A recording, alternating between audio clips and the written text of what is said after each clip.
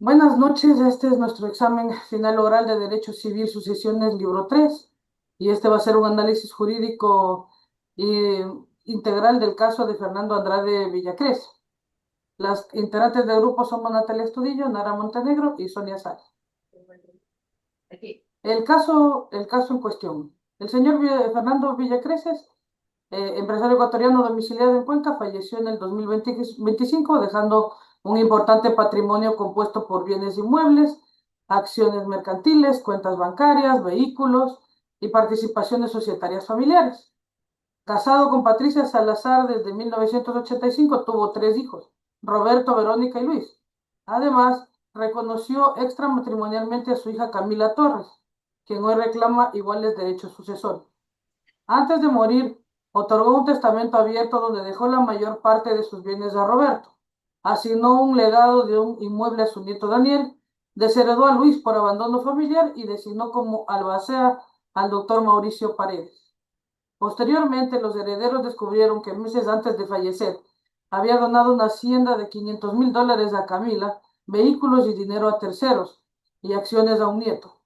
Tras su muerte surgieron múltiples conflictos. Luis impugna su desheredamiento. Camila sostiene que las donaciones afectan su legítima. Patricia reclama derechos de la sociedad conyugal. Se alega ambigüedad en cláusulas testamentales. Se discute la transmisibilidad de ciertos bienes y obligaciones. Se debate la integración de acervos imaginarios y un sobrino reclama derechos por representación en una sucesión intestada parcial. Sucesión por causa de muerte. La sucesión por causa de muerte es un modo derivativo y gratuito de adquirir dominio. Está consagrado en el artículo 603 del Código Civil ecuatoriano, mediante el cual el patrimonio de una persona fallecida causante se transmite a una o varias personas llamadas sucesores. Elementos. Causa. El fallecimiento. Eso está consagrado en el artículo 993 del Código Civil. Causante es Fernando Villacrés. Título, testamento. Asignatarios con capacidad, es decir, asignatarios que existen al momento en que se da el fallecimiento. Camila, Roberto, Verónica, Luis y el nieto Daniel. Esto está descrito en el artículo 1005 del Código Civil. El sobrino no entra porque los hijos del causante pertenecen al primer orden de sucesión y excluyen legalmente a los colaterales según el artículo 1023 del Código Civil. Requisitos para la dignidad es la ausencia de causales de indignidad. Eso está en el artículo 1004 del Código Civil. Transmisibilidad. Bueno, los bienes transmisibles son del patrimonio en Ecuador son los que más existen. Esos son vehículos, dinero, propiedades y demás derechos económicos, las acciones de las empresas, las regalías, la propiedad intelectual, los créditos que tenía el fallecido a cobrar, aclarando que también esta transmisión cubre las deudas y las obligaciones financieras del fallecido, las cuales pasan a ser responsabilidad de los herederos hasta el límite del valor de los bienes recibidos si se acogen a beneficio de inventario. Bienes y derechos transmisibles, en este caso de Fernando Andrade. Bienes inmuebles, vehículos y cuentas bancarias pasan directamente a la masa hereditaria. El inmueble asignado al nieto se transmite como legado, el cual se pagará a cargo de la cuarta de libre disposición en el testamento. Las acciones en compañías mercantiles. Las acciones de sociedades anónimas, S.A., son títulos de valores netamente comerciales y se transmiten a los herederos con todos los derechos económicos y políticos. Participaciones en empresas familiares. Si son compañías de responsabilidad limitada, LTDA, las participaciones son transmitibles por herencia de forma obligatoria, requiriendo únicamente la inscripción de la posesión efectiva en el registro mercantil, para que los herederos asuman la calidad de socios. Invisibilidad.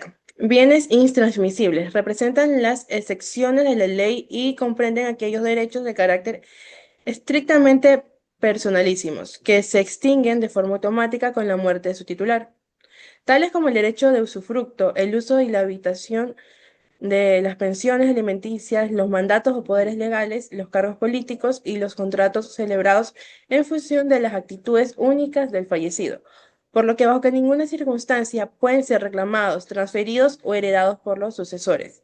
Los bienes y derechos intransmisibles que no se transmiten.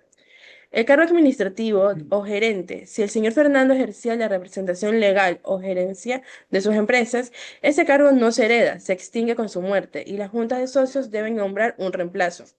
En el derecho de usufructo vitalicio, si el señor tenía el usufructo de algún bien para su uso personal, este derecho se extinguió en el año 2025 con su fallecimiento y no pasa a sus hijos.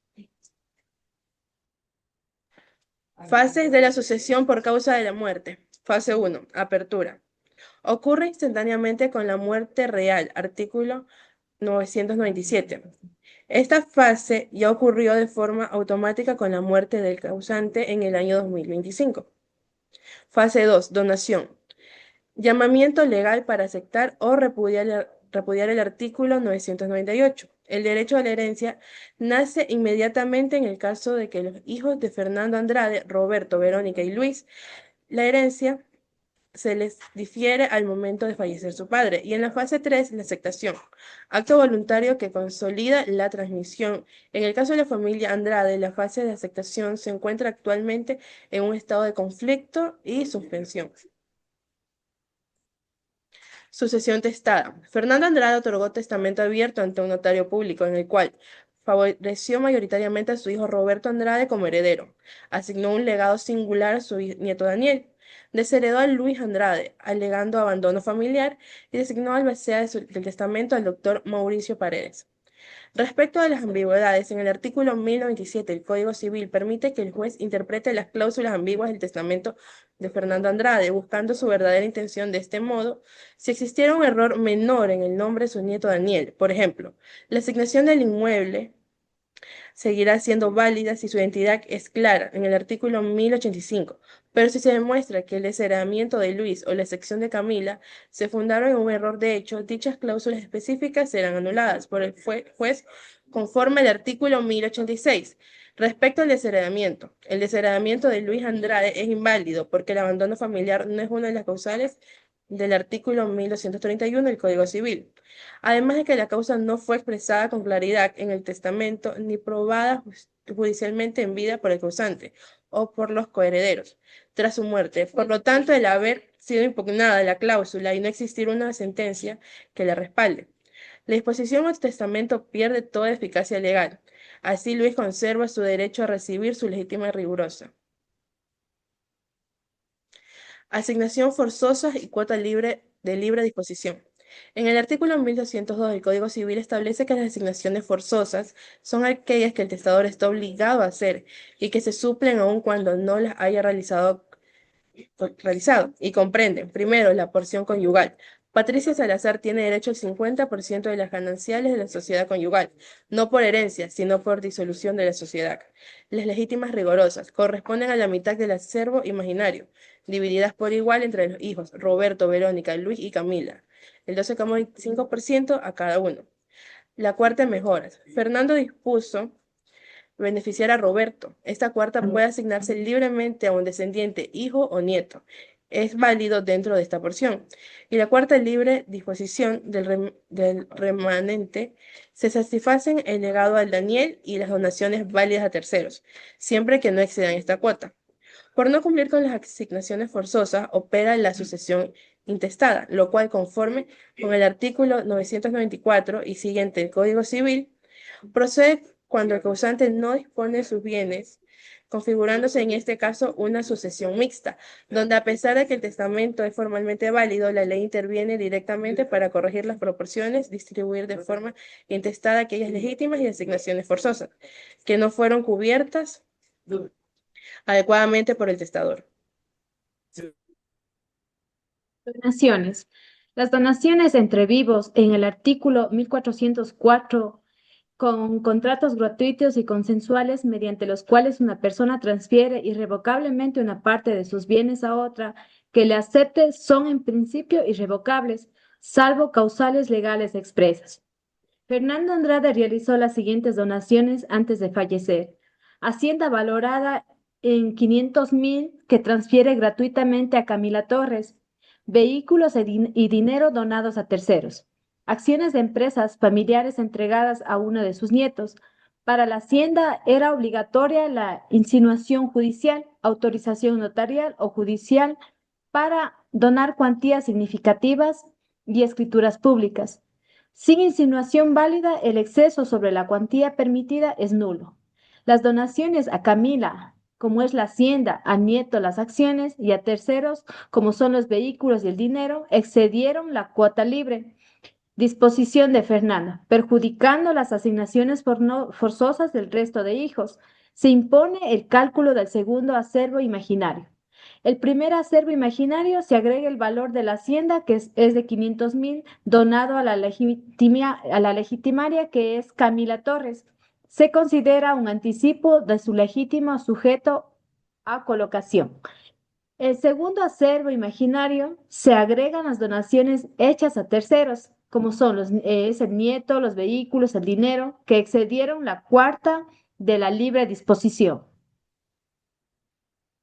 El análisis jurídico integral y la resolución del caso en el paso 1, la liquidación de la sociedad conyugal, que es de Patricia Salazar, el 50% de todos los bienes sociales gananciales corresponden a Patricia por derecho de propiedad social, no a título hereditario. Y el otro 50% restante constituye la masa hereditaria acervo líquido de Fernando Andrade. En el paso 2 es la reconstitución del patrimonio a acervos imaginarios. Para calcular las porciones reales, la ley ordena sumar el acervo líquido las donaciones realizadas en vida. El primer acervo imaginario de los $500.000, que es la hacienda donada a Camila Torres, legitimaria. El segundo acervo imaginario más el valor de las donaciones a terceros, las acciones al nieto y el vehículo y dinero, que excedieron la cuarta de libre disposición.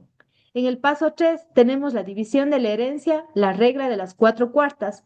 El 50% legítima rigorosa se divide por igual entre los 4 hijos, que es el 12.5% del acervo imaginario total a cada uno. El 25% cuarto de las mejores asignadas a Roberto según voluntad testamentaria, válida al tratarse de un descendiente. El otro 25% del cuarto de libre disposición, satisfacer el legado del inmueble a Daniel y las donaciones válidas a terceros. En conclusión, desde una perspectiva de la legalidad estricta, los tribunales deberán reconocer los derechos hereditarios de Luis Andrade ante la ineficiencia del desheredamiento otorgado a Camila Torres, los mismos derechos que sus hermanos dentro del matrimonio, calcular los acervos imaginarios incorporando las donaciones en vida, garantizar las asignaciones forzosas del cónyuge sobreviviente y de los legitimarios. Hacer cumplir únicamente aquellas disposiciones testamentarias compatibles en el Código Civil ecuatoriano. Gracias.